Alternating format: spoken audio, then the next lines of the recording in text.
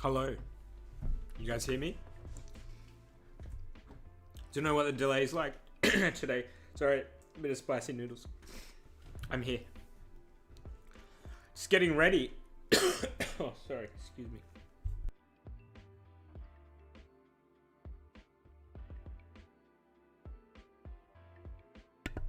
I'm okay.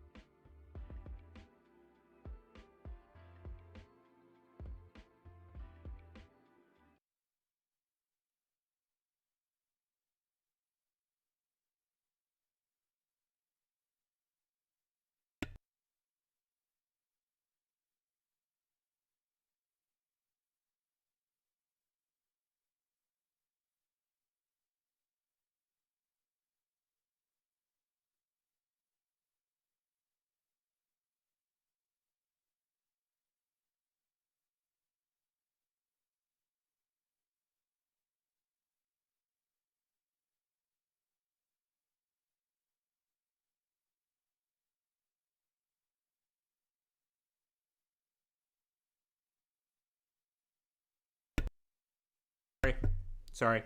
I've been talking to myself. Didn't you like my effect? So, we're just going to go through the idea today. It's not really bound by particular chapters. I try to balance these ideas out through. So, a bit at the start, a bit in the middle, a bit towards the end. I think something you guys generally struggle to do a little bit is write evenly about the last part, especially. The first two parts have a lot to work with. A lot of people narrow the last part down just to the final lines. But there's a lot. It's a whole third, right, of the narrative. And structure is something that you really need to think about when writing about any novel. It does have a three-part structure. Those three parts do have distinct functions. You can define where part one ends, where part two ends. And it's really a trajectory of hope, of hardship in part one, and then a little bit of hope and fantasy in part two, and then the dreadful reality in part three. And it follows Winston's, I guess, mental progress to his ultimate downfall and descent to loving Big Brother. And I think when the novel ends and Winston says I love Big Brother, is that for real? At that point, is that for real? Did he finally succumb? Yeah, Archie, I think it's important that you write about everything. I want you to get through. Yeah, no, spoilers are done. I told you guys to be ready for today. So any spoilers sucked in. Suck eggs, as they said back in the day when I was a kid.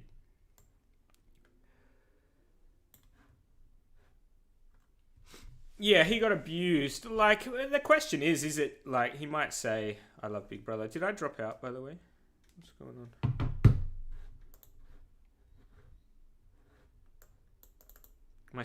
Did my stream drop out for a minute? Yeah, so does the statement even mean anything at that point? Or is he hollow inside completely? And in which case does it even matter?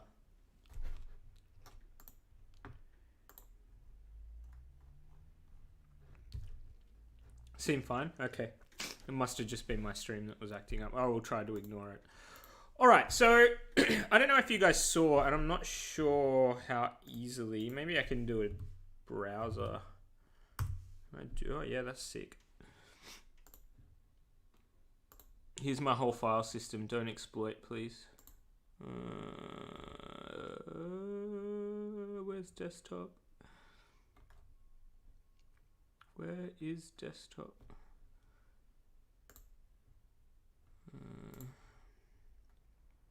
Maybe I can just drag it in. Hold up.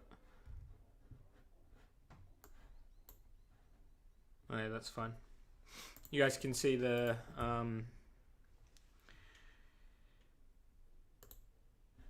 see the PDF there. That's good. So I just set up one of these little note scaffolds. I don't know if you're sick of them by this point. I don't really care because it's good practice anyway. And I'm going to continue to use them throughout, as I promised myself. Doesn't really make sense to go to the effort of setting up a scaffold like this unless you use it quite consistently. It gives routine to your learning, etc., etc. So please do feel free to print these out. I might even print them all out for you. It's just good revision stuff.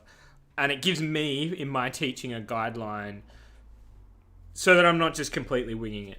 You know, I've got some predetermined points that I want to cover that can build to thorough analysis. So what's this box going to do? The box that says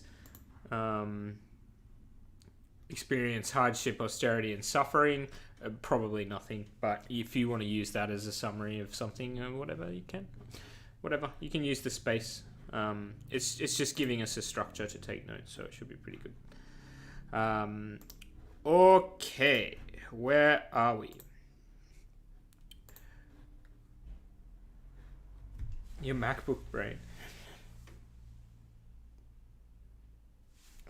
I mean, there's value in just talking about the story generally at this point, but also it's hard to do like online and any live stream or whatever. So we'll have plenty of time to talk broadly about 1984.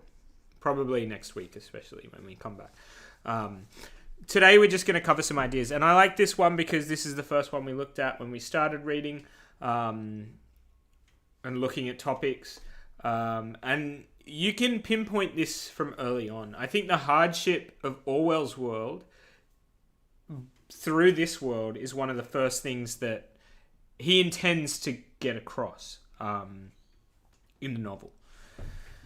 You might agree or disagree. But we'll just, probably the first few pages at this point, ending around about when we get to the 2 minutes of hate, because that feeds into another idea. But the opening's quite useful, so we might just read the first few pages. And we'll start to think about these words here. And particular techniques I pointed out. Techniques like irony, verisimilitude, and symbolism. Not that these techniques have much in common, but it's about focusing in on some techniques used to represent this hardship a little specifically. Because this is a big language paper at the end of the day. A common module is all about, getting into the technique of Orwell's language. The overall question I've got, how does the suffering represented in 1984 represent the suffering in George Orwell's world and personal life? Because I think it all stems back to that. He suffered a lot and his world was suffering a lot. And this is mimesis, right? If you know one of those extension level words. Is a document on Canvas. Currently, it's only in the announcement, Archie. So you can find it in the announcement. Otherwise, I haven't put it up in the modules yet. But it definitely will be on the modules. And yeah, beyond that, we should just read a bit, I think. Hold tight. I've just got a runny noodle nose, so I'm going to go blow my nose. I'll be back.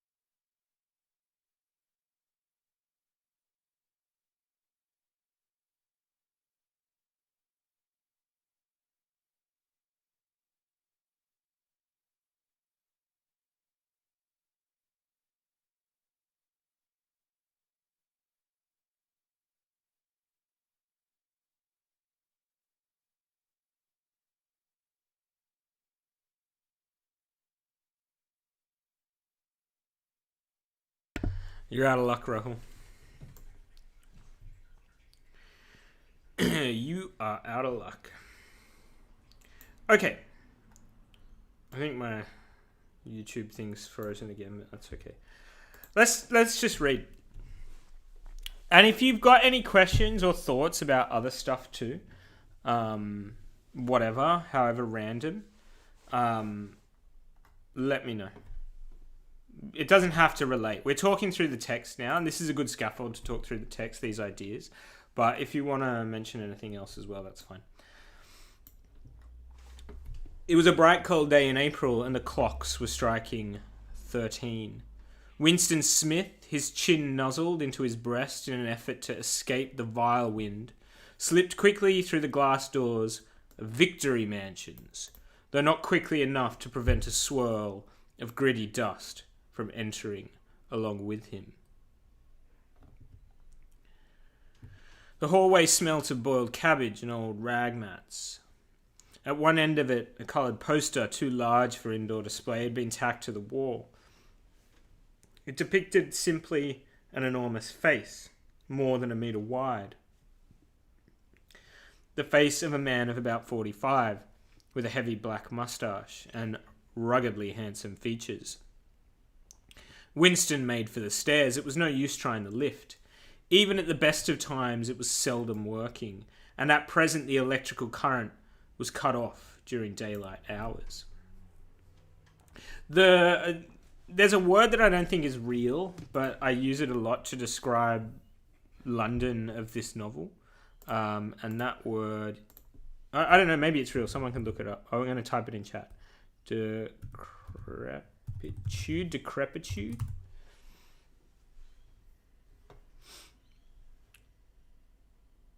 No, you don't want to avoid interesting context. You just want to limit it. It's a very decrepit world, yeah.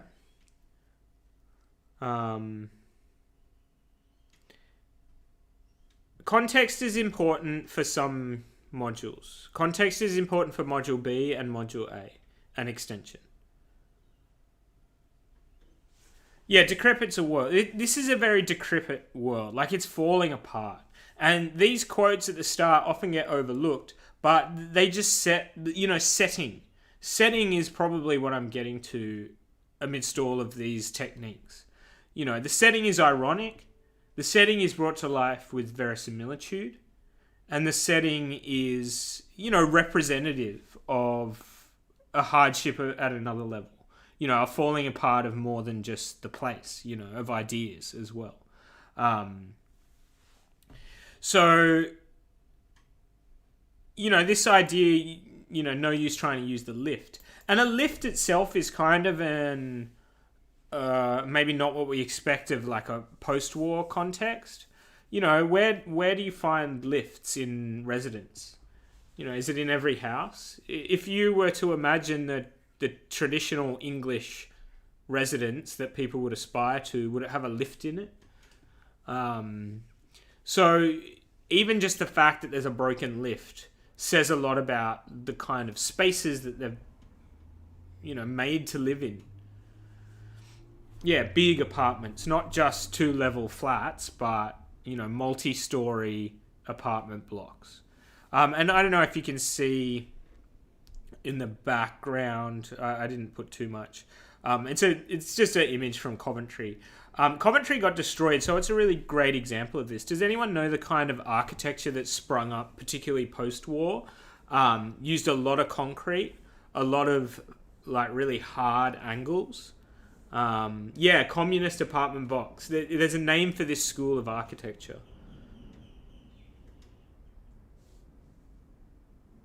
Does anyone know what it's called? Yeah, you got it, Dylan. Brutalist architecture. It's called brutalist because, it actually did evolve in a way in a context of 20th century fascism. I don't know heaps. I could talk for ages about it if we wanted to get into depth and, do some reading and stuff.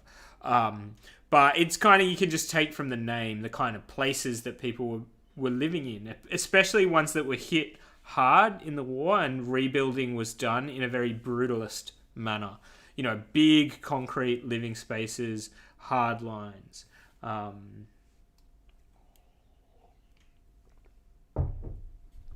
Yeah, institutions like schools. I went to Macquarie University, and Macquarie University is all brutalist 60s architecture.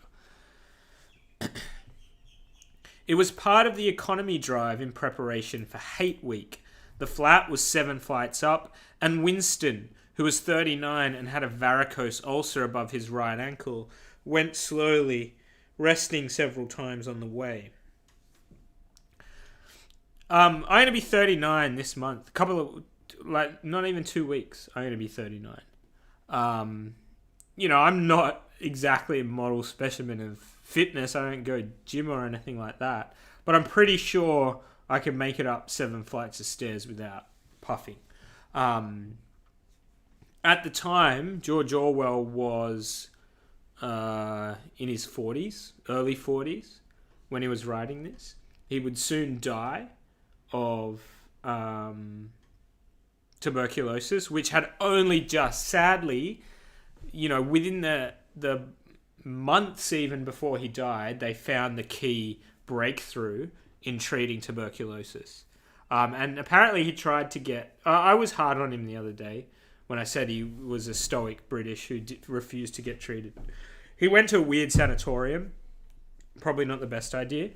But will we have a lesson with me on my birthday? I don't know. Maybe I'll call a sickie.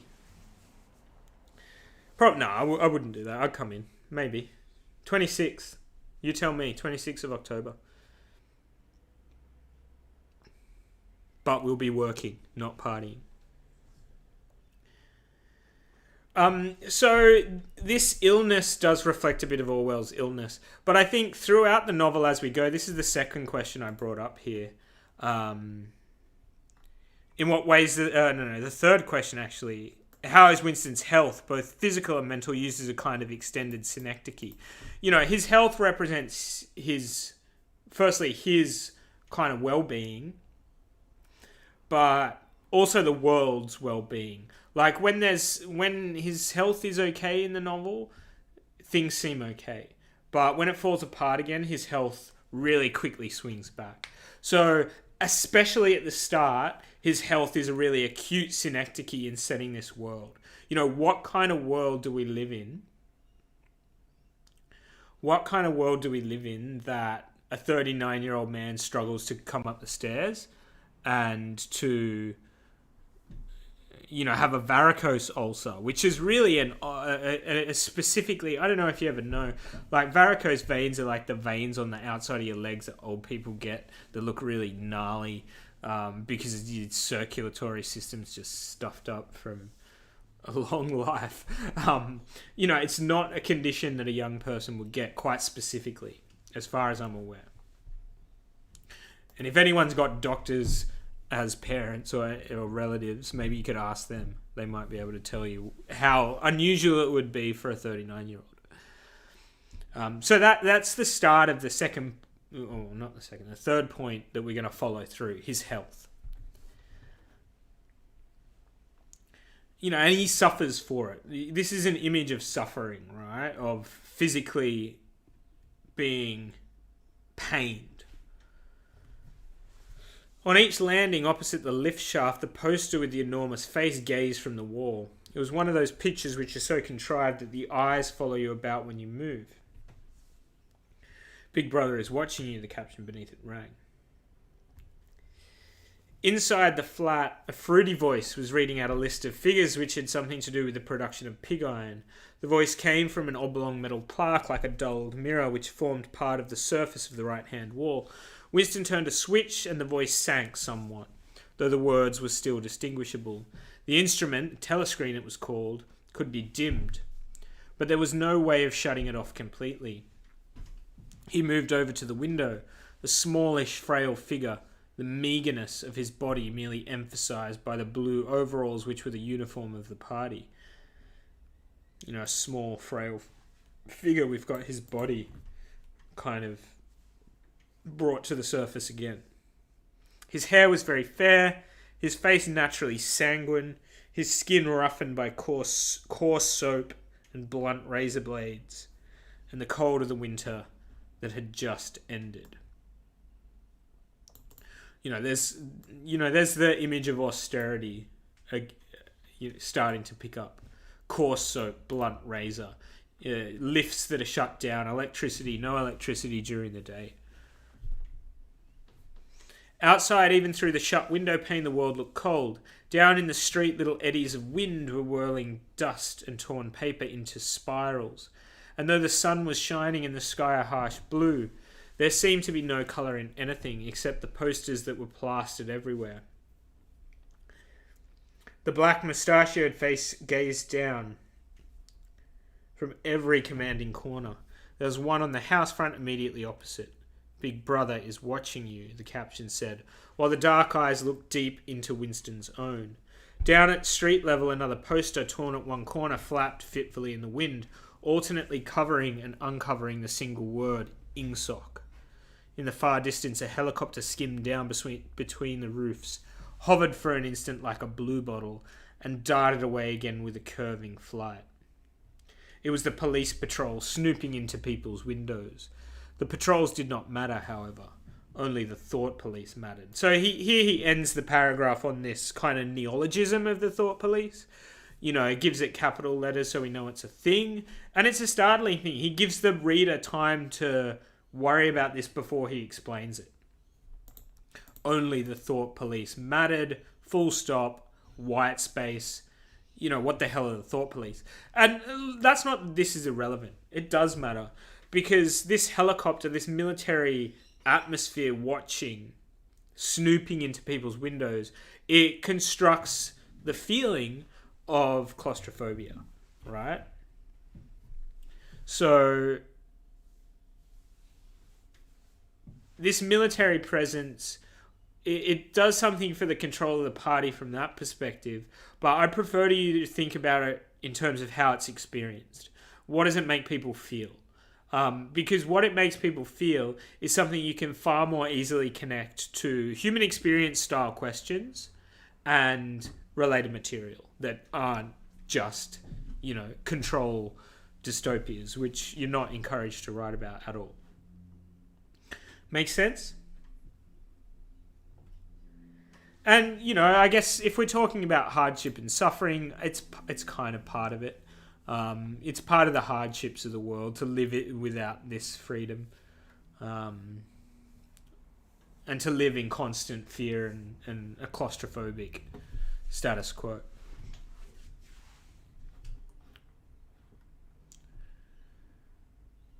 Behind Winston's back, the voice from the telescreen was still babbling away about pig iron and the overfulfillment of the 9th 3-year plan.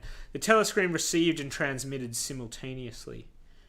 Any sound that Winston made above the level of a very low whisper would be picked up by it. Moreover, so long as he remained within the field of vision, which the metal plaque commanded, he could be seen as well as heard.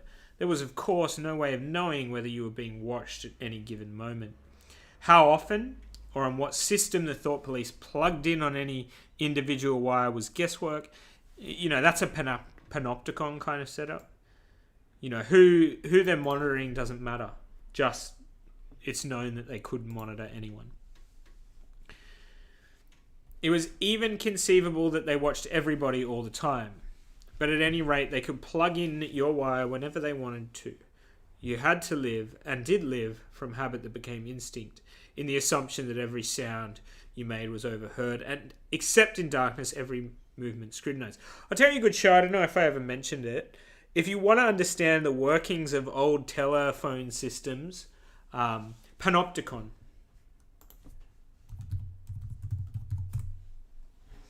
If you want to understand the workings of old telephone systems, there was a great Amazon movie that could work as a material related text, maybe. It's a sci-fi thing, but it's done really well, called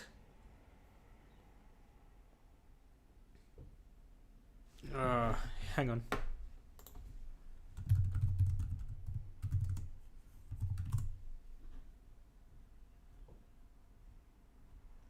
The Vast of Night. I'm not going to show it or look it up or anything, but it kind of shows how this plugging in of wires and listening in on conversations. It's about storytelling. It would be great for that point on the rubric. It's not a perfect film. It drops that a little bit, but there's these lots of imagery of like plugging in wires and how easy it would have been in this post-war era for anyone to listen to your phone call and you wouldn't know it because they're just literal physical lines. There's no encryption. There's nothing like that. So this is very real. They could plug in your wire whenever they wanted to. Yeah, that's completely real. We end on a similar tone, except in darkness every movement scrutinized. Winston kept his back turned to the telescreen. It was safer, though as he well knew, even a back can be revealing. A kilometre away, the Ministry of Truth, his place of work, towered vast and wide above the grimy landscape. Here's more architecture. It's worth thinking about how London would have been changing in this time, what they saw building up in the future of this city. This, he thought, with a sort of vague distaste, this was London, chief city of Airstrip 1, itself the third most populous of the provinces of Oceania. Airstrip 1 here applies to Great Britain. So Great Britain now has been completely lost its identity within Oceania. It's just a military, it has military function. He tried to squeeze out some childhood memory that should tell him whether London had always been quite like this. Were there always these vistas of rotting 19th century houses, their sides shored up with balks of timber, their windows patched with cardboard and their roofs with corrugated iron, their crazy garden walls sagging in all directions? This is a unique kind of question. This is personal for Winston. He's questioning himself. It adjoins the topic of memory that we'll be talking about later. And the uncertainty of memory, I guess, the fallibility of it.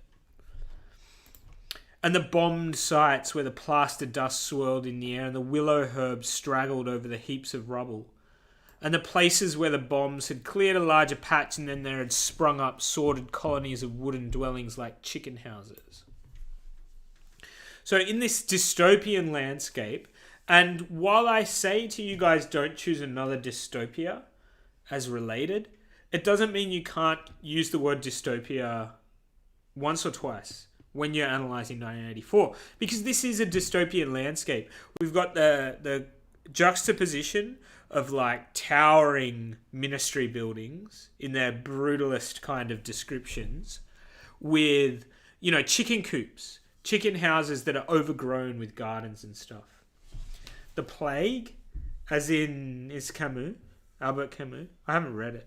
It'd probably be good though.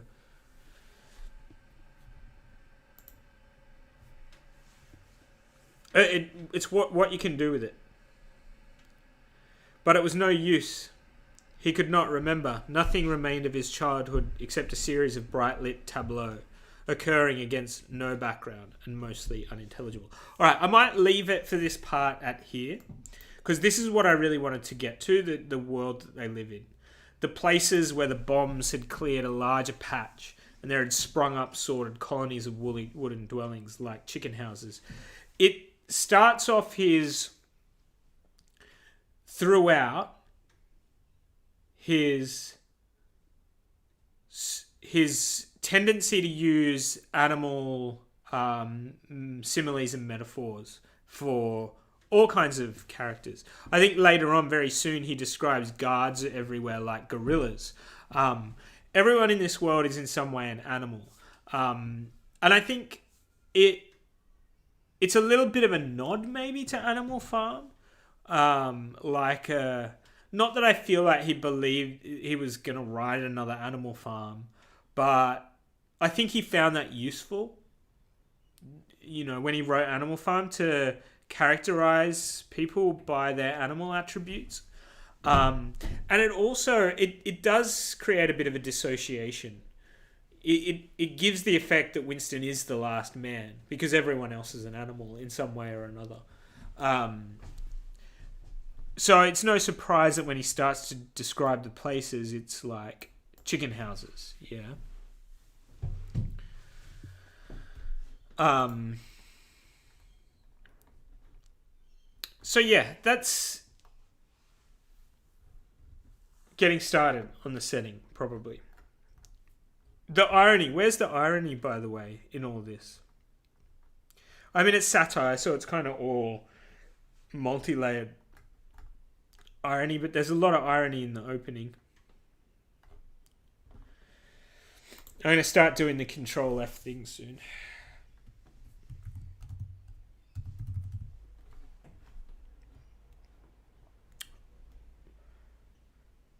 They live in Victory Mansions.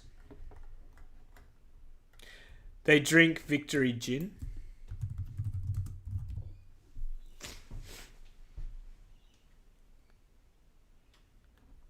Don't they smoke Victory cigarettes?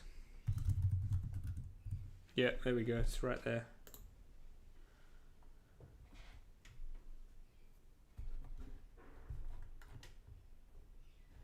Yeah, Victory coffee. Do they even have coffee? It's like fake coffee, right? So this, I guess, repetition of Victory in the branding of what is essentially like the communist home brand, like government supplied stuff. It probably reflects a deep feeling in post-war England that they're meant to have won, right? They're meant to have won. Yeah, exactly, James. And that's kind of my second point that we're going to get to here. You know, the inner party's luxuries. When we luxuriate in that, and a lot of language is used to making us feel the luxury of the inner party. It's such a harsh contradiction that emphasizes the suffering of everyone else.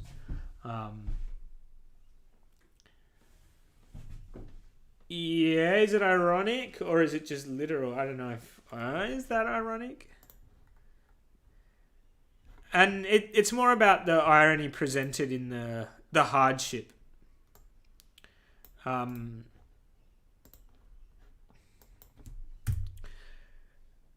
What did I want to I want to skip to this idea quickly of verisimilitude. I know we might not have time to get through everything I want to. Maybe we can do another session on this topic if we have to. But there's one section that's particularly of particular interest to me.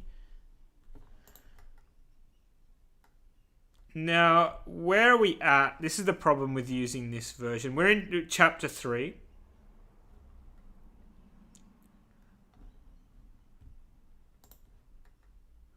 And I apologize for not easily being able to narratively contextualize what's happened. He's written in his diary already. He's been to the Parsons, I think. He's has a memory about his mother.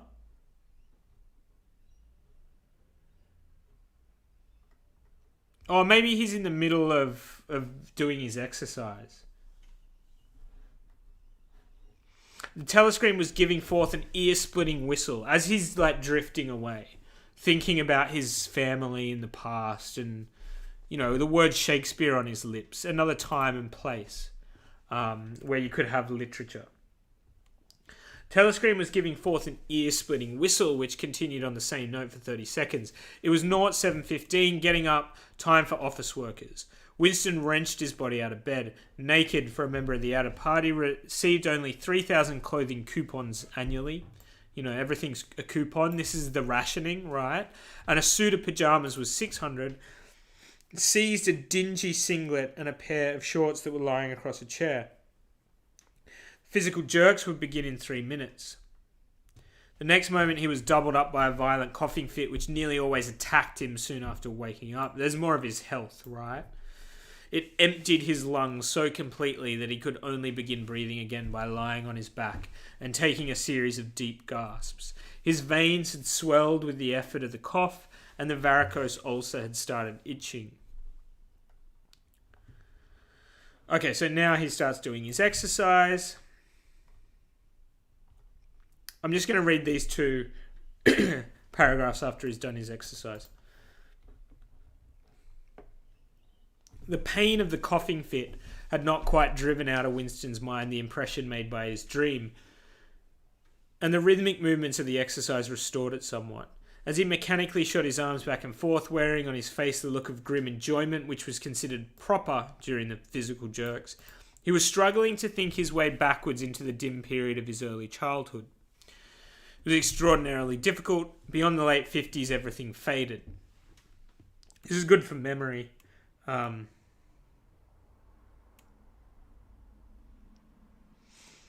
When there were no external records that you could refer to, even the outline of your own life lost its sharpness.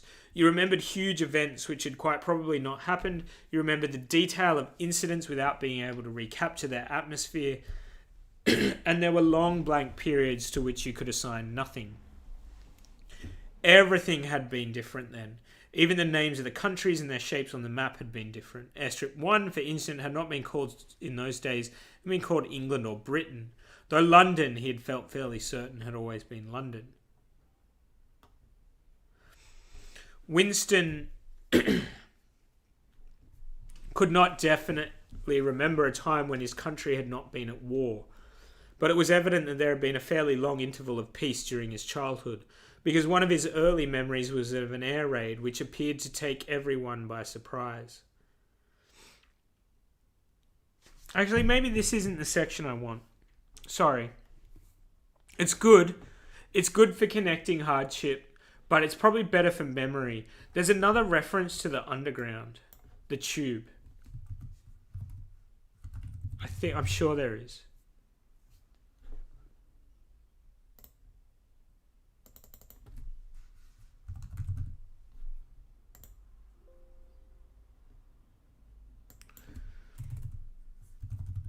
I was sure there is.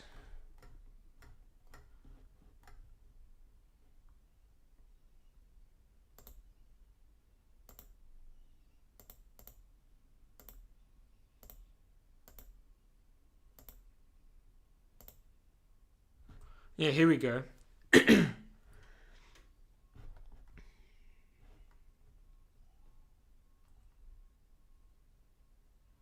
This is really good. This is the part I wanted. Sorry, it was hovering on one reference to Tube found. This is the better one, because this reference is not the past, because the Tube, the London Underground, colloquially known as the Tube, is such an iconic part of London. It's something that probably prompted Ian Forster to start writing The Machine Stops. And it only would have become more important to London of Orwell's time. In the war, they were bunkering down in the tube station. So verisimilitude is created whenever Orwell connects the London of 1984 to the London that people were living in at the time they were reading the novel. And this is a really good section. Yeah, the tube is better than Sydney trains. That's true. But it's also a lot weirder because it's underground. You end up on the tube station for half an hour when you really just want to get like 300 meters away. The fabulous statistics continued to pour out of the telescreen.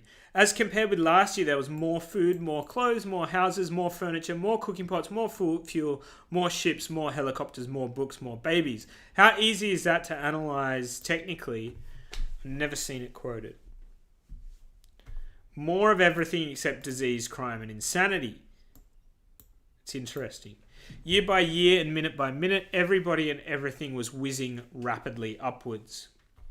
As Syme had done earlier, Winston had taken up his spoon and was dabbling in the pale-coloured gravy that dribbled across the table, drawing a long streak of it out into a pattern. He meditated resentfully on the physical texture of life. Oh, what a good quote. Had it always been like this? Had food always tasted like this? He looked round the canteen, a low-ceilinged, crowded room, its walls grimy from the contact of innumerable bodies. Battered metal tables and chairs, placed so close together that you sat with elbows touching. Bent spoons. Dented trays. I'll find the chapter in a sec. Coarse white mugs, all surfaces greasy, grime in every crack. and a sourish composite smell of bad gin and bad coffee and metallic stew and dirty clothes. Always in your stomach and in your skin, there was a sort of protest, a feeling that you'd been cheated of something that you had a right to. It was true that he had no memories of anything greatly different. In any time that he could accurately remember, there had never been quite enough to eat.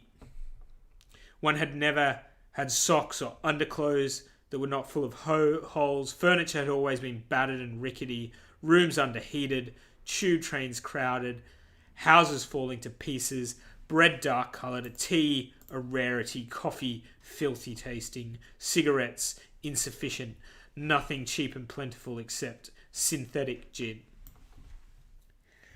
And though, of course, it grew worse as one's body aged, it was not a sign that this was not the natural order of things. If one's heart sickened at the discomfort and dirty scarcity, the interminable winters, the stickiness of one's socks, the lifts that never worked, the cold water, the gritty soap, the cigarettes that came to pieces, the food with its strange, evil tastes, why should one feel to be intolerable, unless one had some kind of ancestral memory that things had once been different? That's an interesting question. I'm not sure it's wholly a rhetorical question. I mean, I think Orwell intends it to be a rhetorical question, but it's an interesting question. If we've never done anything but suffer, can we identify suffering? It's a philosophical question. And this is a brilliant paragraph for suffering. What I wanted to point out is the tube train.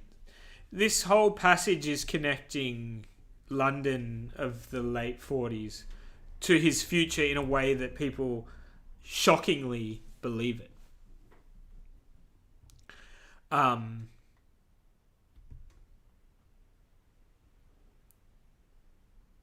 He starts to kind of resentfully reflect on the ugliness of the people. This also really connects his health directly to the as symbolic of the living conditions.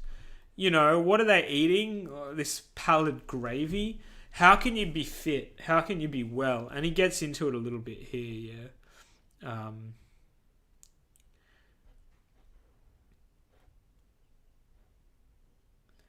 The majority of people of Airstrip 1 were small, dark, and ill-favoured. It was curious how the beetle-like type proliferated in the ministries. Maybe that's not so much controlled by the diet. But when you see the kind of hard conditions they're living in, it's no surprise that Winston has coughing fits and ulcers and is dying. Essentially, he's dying.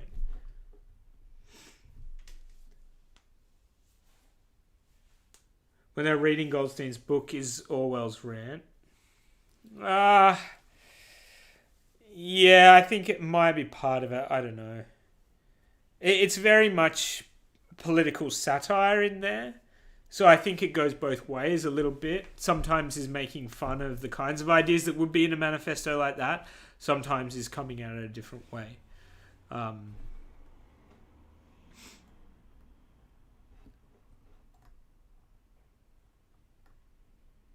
I think when we get to reading, if we do have a look at Politics in the English Language by George Orwell for Mod C, if we do, it kind of helps you understand the manifesto a bit more, potentially. How are we going for time, by the way? When does this lesson end?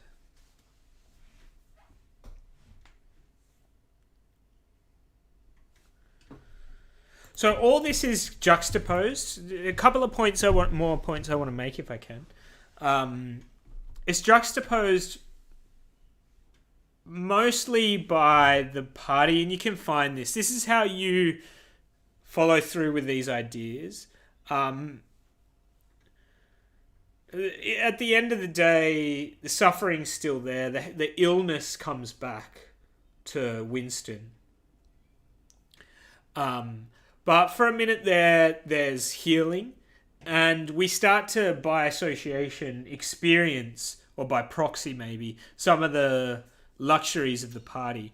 And I think when they go to visit O'Brien,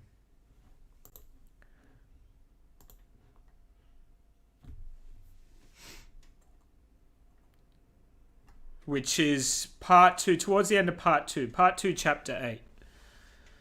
When everything is at its most hopeful, and they believe O'Brien to be a conspirator against the party, and they go visit him.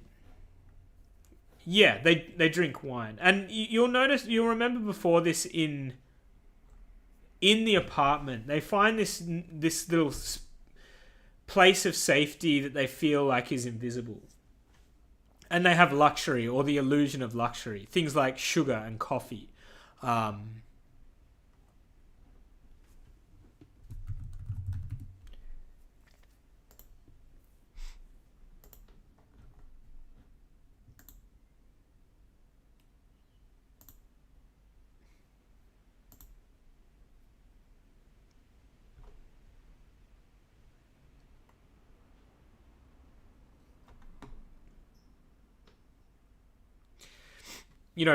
This is a moment of luxury. Julia got out of bed, pulled on her overalls, and made the coffee.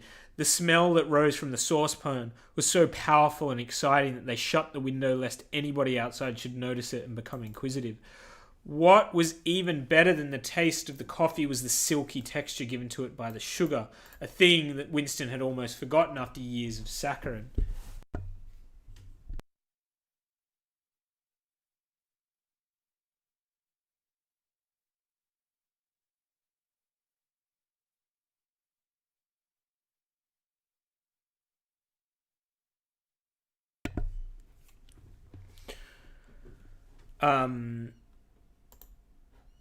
With one hand in her pocket and a piece of bread and jam in the other, Julia wandered about the room, glancing indifferently at the bookcase, pointing out the best way of repairing the gate leg table, plumping herself down in ragged armchair to see if it was comfortable.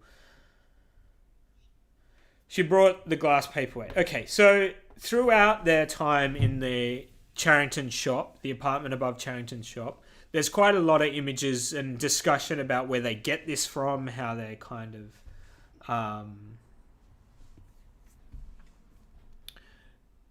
like corruptly kind of access it from inner party members. And then you get the imagery even more intense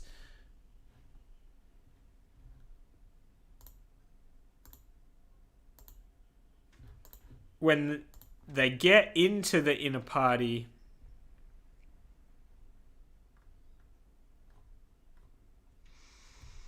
The room they were standing in was long-shaped and softly lit. The telescreen was dimmed to a low murmur. The richness of the dark blue carpet gave one the impression of treading on velvet. Opulence described with the imagery and the sensations, treading on velvet. At the far end of the room, O'Brien was sitting at a table under a green-shaded lamp with a mass of papers on either side of him. He had not bothered to look up when the servant showed Julia and Winston in. It was only on very rare occasions that one saw inside the dwelling places of the inner party, or even penetrated into the quarter of the town where they lived. The whole atmosphere of the huge block of flats, the richness and spaciousness of everything, the unfamiliar smells of good food, good tobacco, the silent and incredibly rapid lifts sliding up and down, the white-jacketed servants hurrying to and fro, everything was intimidating. Beautiful. And they do drink wine, although the word wine's never used. So if you frantically control Fing trying to find the bit where they drink wine, like I have been, it's called a dark red liquid. I don't think the word wine's used in this scene. The little man sat down quite at his ease, and yet still with a servant-like air, the air of a valet enjoying a privilege. Winston regarded him out of the corner of his eye. It struck him that the man's whole life was playing a part, and that he felt it to be dangerous to drop his assumed personality even for a moment. O'Brien took the decanter by the neck and filled up the glasses with a dark red. Even the idea of a decanter is fancy. It aroused in Winston dim memories of something seen long ago on a wall, or a hoarding, vast bottle composed of electric lights which seemed to move up and down and pour its contents into a glass. Seen from the top, the stuff looked almost black, but in the decanter it gleamed like a ruby. This is valuable, right? Precious. It's called wine. There you go, said O'Brien with a faint smile. You all have read about it in books, no doubt. This is how far they are away. And wine isn't necessarily like some luxury. I mean, it is, but wine's been around since the days of the Greeks and like before, right? It's one of the cornerstones of Western civilization if you're gonna really think about it. So it's not like you have to be in poverty to not have wine, sort of thing. But these people have only read about it in books. That's the extent to which they're divorced from. I mean, wine's never. I don't think it's been a typically English drink because England's crap for grape growing. But it's definitely never left.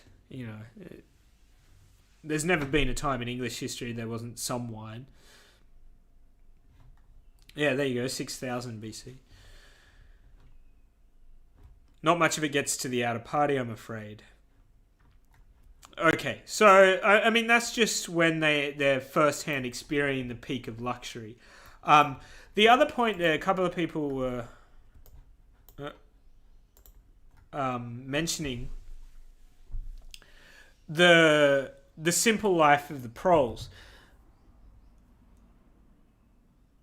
Now, there's a scene, again in part 2, where he looks out over Charrington's shop, and there's a prole woman singing a song.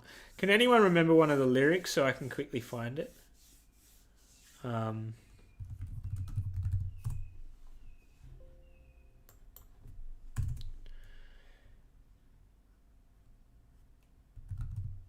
What does she do? She's like hanging out diapers. Yeah, there we go. And I guess the idea is raised. This is important, and maybe this is the point we leave it on to think about. Might quickly cap up some of the last points next time. The simple joy with which the proles approach life. Is it too great a cost? I guess. Yeah, so here's how it goes.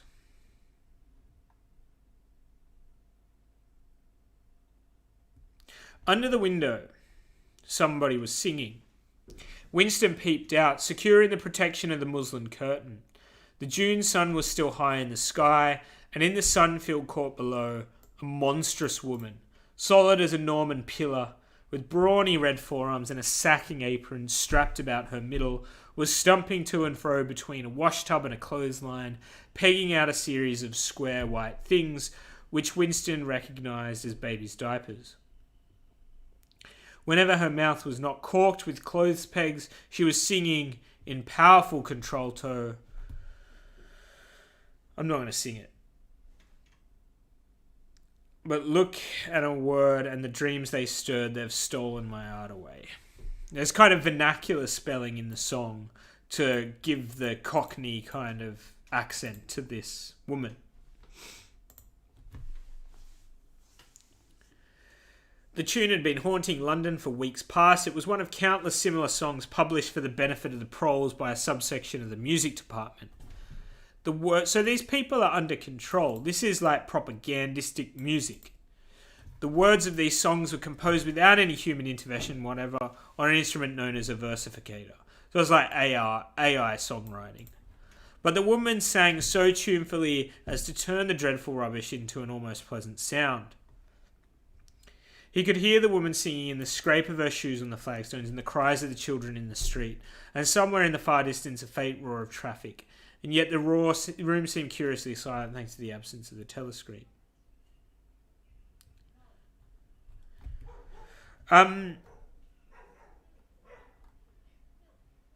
Is there more than that? I can't remember. It might be followed through with another comment or two later on. Here you go. Winston gazed abstractedly through the muslin curtain. Down in the yard, the Red Arm Woman was still marching to and fro between the washtub and the line. I have to finish in a sec. She took two more pegs out of her mouth and sang with deep feeling. They say at times heals all things. She knew the whole drivelling song by heart. It seemed her voice floated upward with the sweet summer air, very tuneful, charged with a sort of happy melancholy. One had the feeling that she would have been perfectly content if the June evening had been endless and the supply of clothes inexhaustible, to remain there for 1,000 years, pegging out diapers and singing rubbish. It struck him as a curious fact that he had never heard a member of the party singing alone spontaneously.